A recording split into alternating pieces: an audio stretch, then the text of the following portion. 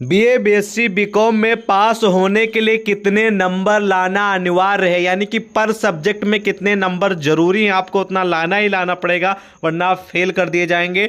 तो कितने नंबर जरूरी होते हैं और आप कितने डिवीजन यानी कि सब सब्जेक्टों का कुल करके कितना प्रतिशत जरूरी होता है, तब आप लोग पास माने जाएंगे। तो इस वीडियो में इसी के बारे में बताने वाले हैं, तो ध्यान से सुन लीजिए। आप सभी के लिए इन्फॉर्मेटिव वीडियो है, जो भी हमारे बीए, बीएससी, बीकॉम के चाहे वो जो भी सेमेस्टर वाले स्टूडेंट हो सभी के लिए महत्वपूर्ण है।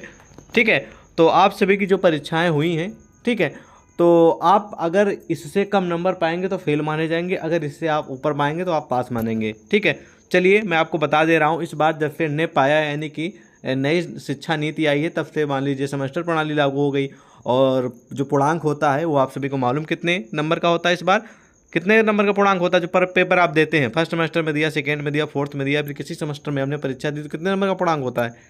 75 नंबर का पूर्णांक होता है। तो इससे साबित ये होता है कि आपके जो भी सब्जेक्ट हैं, आपका हिंदी, इंग्लिश, सोशोलॉजी या फिर पॉलिटिकल साइंस, हिस्ट्री, जो भी सब्जेक्ट हो, उस पर सब्जेक्ट में आपको कम से कम 25 नंबर लाना अनिवार्य है। कितने नंबर लाना अनिवार्य है? 25 नंबर। यदि आप 25 नंबर नहीं ला पाते हैं पर सब्जेक्ट में तो आप फेल माने जाएंगे। तो कम से कम 25 नंबर तो आपको लाना पड़ेगा। जैसे कि हिंदी का पेपर आपका है और हिंदी का आपका सब्जेक्ट है, तो हिंदी में आपको कम से कम 25 नंबर तो लाना पड़ेगा। ठीक है, अगर 25 से आपके, ठीक है, अगर 25 आ गए तो आपको पास कर दिया जाएगा। अगर वहीं पर एक भी नंबर मान लीजिए 24 हो गए तो आप तुरंत फेल हो जाएंगे। इस बात को नोट कर लीजिए। तो कम से कम पर सब्जेक्ट में आपको 25 नंबर से ऊपर यानी 26, 27, 28 जितने भी आपके आ सके, लेकिन कम से कम 25 होना चाहिए। ठीक है, और 25 से एक भी कम हुआ तो आप तुरंत फेल कर दिए जाएंगे। इस बात को नोट कर लीजिए। ये आपका जो भी सब्जेक्ट है उसमें हर सब्जेक्ट में कम से कम 25 नंबर होने चाहिए। ठीक है, ओके। अब बात कर लेते हैं कि आपका हर सब्जेक्ट को मिलाकर कितना प्रतिशत बनेगा, तब आप पास माने जाएंगे।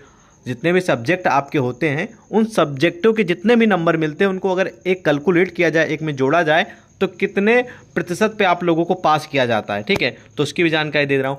35% अगर आपका बन रहा है, ठीक है, तो आप बाकायदा पास किए जाते हैं। कितने प्रतिशत बन रहा है? जैसे कि बहुत लोग बोलते हैं कि हमारा बीए में भैया 70% बना, बहुत लोग बोलते हैं 60% बना। ठीक है, इसी तरह अगर आपके 35% बन रहा है, यानी कि जितने भी सब्जेक्ट हैं उनका टोटल मिला के, ठीक है, 35% बन रहा है तो आप पास माने जाएंगे। या फिर 36 बन रहा तब भी पास मानेंगे।